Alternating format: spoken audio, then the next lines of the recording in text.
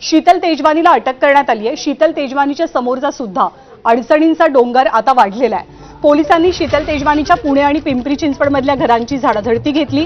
तेजवानीचा mobile पोलिसांनी जप्त केलाय आणि अनेक कागदपत्रही ताब्यात घेतलेली आहेत। जमीन व्यवहार प्रकरणी शीतल तेजवानीला आर्थिक गुन्हे शाखेकडून अटक झाली आहे। काल झालेल्या सुनावणीत तिला 11 डिसेंबरपर्यंत पोलीस कोठडी सुनावण्यात आली आहे। त्यामुळे तपासाचे धागे दोरे या प्रकरणाचे नेमके कुठपर्यंत जातात हे पाहावं लागेल।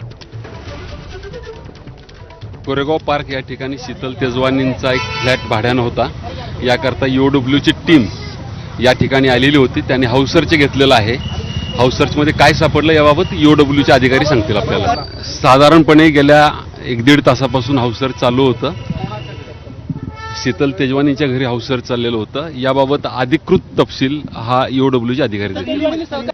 आणि मुढवा जमीन गैरव्यवहार प्रकरणी अजित पवारांचे पुत्र पार्थ पवार हेही अडचणीत आलेले असताना दुसरीकडे राज्याच्या महसूल मंत्र्यांना सुद्धा या प्रकरणामध्ये आता ओढलं गेलेलं आहे। बहुजन रिपब्लिकन एकता मंचच्या अध्यक्षा सुलेखा कुंभारे यांनी या प्रकरणी चंद्रशेखर बावनकुळेंवरतीच गंभीर आरोप केलाय। पार्थ पवारांच्या जमीन घोटाळ्यात बावनकुळेंचा संबंध असून बावनकुळेंनी महसूल मंत्री पदाचा राजीनामा द्यावा अशी मागणी सुलेखा कुंभारेंनी केली आहे।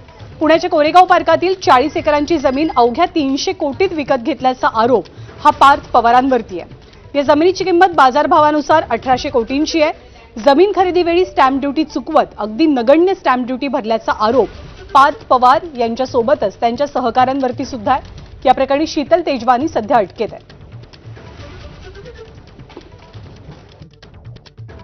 जे काही घडलेलं आहे कामठीमध्ये त्याकरिता सर्व चंद्रशेखर बावनकुळे आमचे आमदार महसूल मंत्री महाराष्ट्राचे यांचा मी राजीनामा या ठिकाणी मागत आहे। त्यांना काही नैतिक अधिकार नाही या पदावर राहायचा। यावेळी आम्ही त्यांना सीट देऊ शकलो नाही। थोड्या नाराज झाल्या आणि त्यांनी थोडे काही आरोप लावले। मला असं वाटतं की काही दिवसात त्यांचा गैरसमज दूर होईल।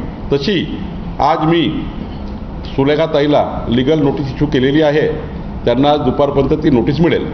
सुलेखाताई कुंभारे आमच्या बहिणीसारख्या आहेत। मागच्या 20 वर्षापासून त्या आमच्यासोबत आम्ही त्यांच्यासोबत आहोत। यावेळी आम्ही त्यांना सीट देऊ शकलो नाही। थोड्या नाराज झाल्या आणि त्यांनी थोडे काही आरोप लावले। मला असं वाटतं की काही दिवसात त्यांचा गैरसमज दूर होईल। तशी आज मी सुलेखा ताईला लीगल नोटीस इश्यू केलेली आहे। त्यांना दुपारपर्यंत ती नोटीस मिळेल। आणि या सगळ्या घोटाळ्यामध्ये सगळ्यात प्रमुख आरोप कोणता आहे तर तो स्टॅम्प ड्युटी चुकवल्याचा आरोप आहे। पण अमेडिया कंपनीनं आता स्टॅम्प ड्युटी भरण्यास नकार दिल्याचं कळतंय।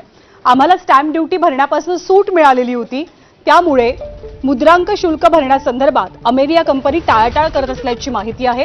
काल झालेल्या सुनावणी दरम्यान अमेडियानं आपलं म्हणणं मांडलं। जमीन खरेदीपोटी चुकवलेले 21 कोटी आणि व्यवहार रद्द करण्यासाठी पुन्हा 21 कोटी असं मिळून 42 कोटींचा मुद्रांक शुल्क भरण्याचे आदेश अमेडिया कंपनीला दिले गेले होते। अमेडिया कंपनीला पहिल्या व्यवहाराचे 21 आणि दुसऱ्या व्यवहाराचे 21 असे एकूण 42 कोटी रुपये मुद्रांक शुल्क म्हणून भरायचे आहेत।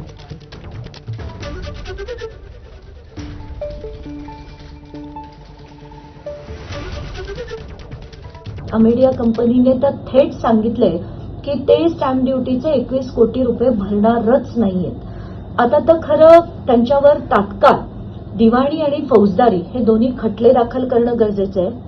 आता दुसरा टप्पा म्हणजे त्यांनी जी स्टॅम्प ड्युटी भरण्यास नकार दिला तर खरं तर त्यांना 10 पट रक्कम त्यांच्याकडनं दंडात्मक वसूल करता येते आणि ही जर त्यांनी दिली नाही तर त्यांची दंडात्मक वसुली करण्यासाठी त्यांच्या कंपन्यांमधनं किंवा त्यांच्या प्रायव्हेट मालमत्तेवर जप्ती सुद्धा कलेक्टर आणू शकतात। अमेडिया कंपनीला नियमाप्रमाणेच त्या ठिकाणी काम करावं लागेल। नियमाप्रमाणेच त्या ठिकाणी ज्या काही आकारण्या त्या पूर्ण भराव्या लागतील। खरं तर अमेडिया कंपनी आता यामध्ये नियमबाह्य केल्यानंतर चुकीच्या पद्धतीने मनगडत का नाही बनवत आहे। मला वाटतं आमची जी विकास खारगे समिती आहे तो रिपोर्ट आल्यानंतर आम्ही योग्य कारवाई करू। आणि यापुढची बातमी राज्यभरातल्या शिक्षकांशी संबंधित आहे।